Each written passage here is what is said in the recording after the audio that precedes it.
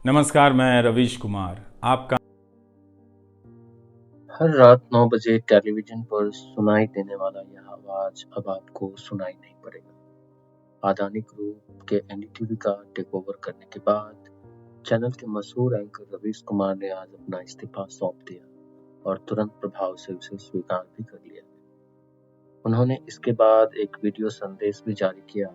हालांकि इसके कयास बहुत पहले से लगाए जा रहे थे और रवीश ने अपना एक ऑफिशियल यूट्यूब चैनल भी कुछ दिन पहले लॉन्च कर दिया था।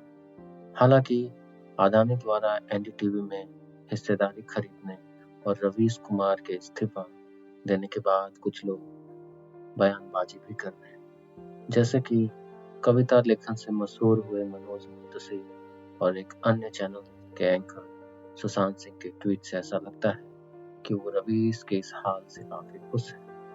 रवीश ने जाते जाते वीडियो संदेश के माध्यम से बहुत कुछ कहा है। उन्होंने पत्रकारिता के गिरते स्तर और न्याय प्रणाली में डर के माहौल का भी जिक्र किया है।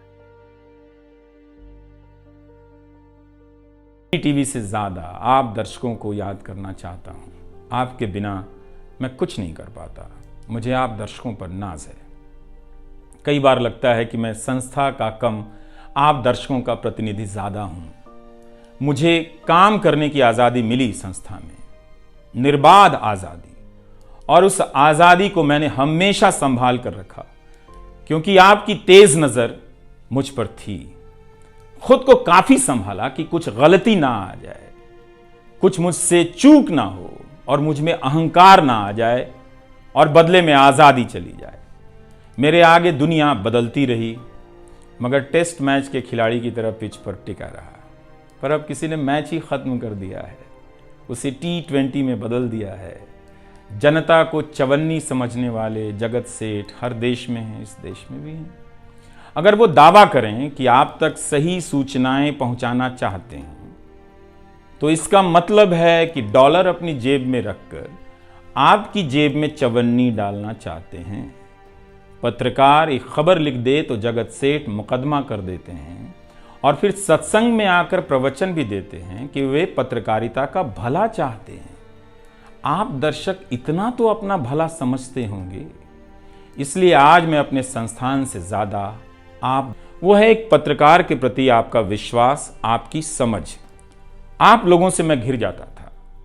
आपके भीतर कितना कुछ बहने लग जाता था जिसे एक राज्य को सुनना चाहिए, जिसे सुनाने के लिए पत्रकार से अच्छा कोई जरिया नहीं।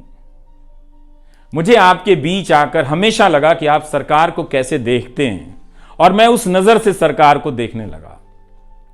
इसी का भरोसा है कि आपकी सक्रियता में ही भारत का लोकतंत्र धड़कता है।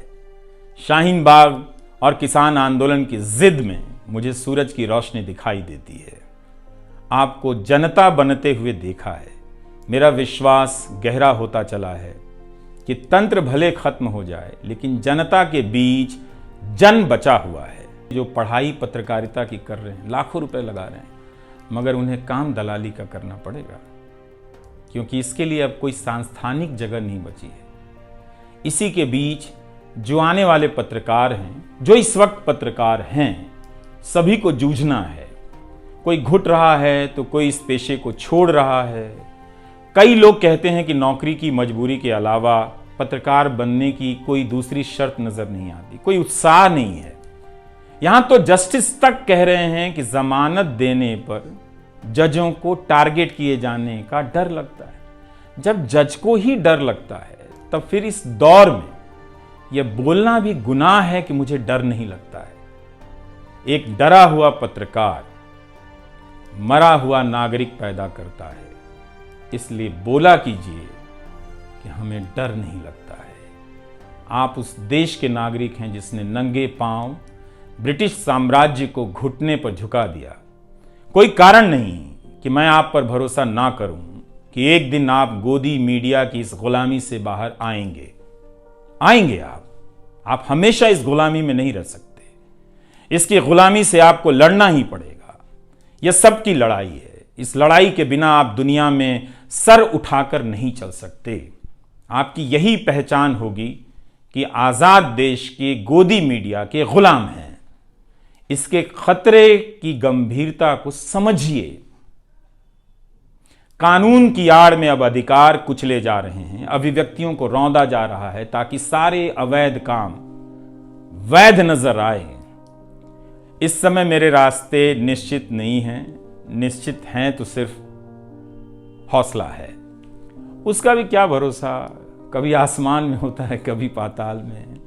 एक YouTube चैनल बनाया है रवीश कुमार ऑफिशियल, और फेसबुक पेज भी है रवीश का पेज।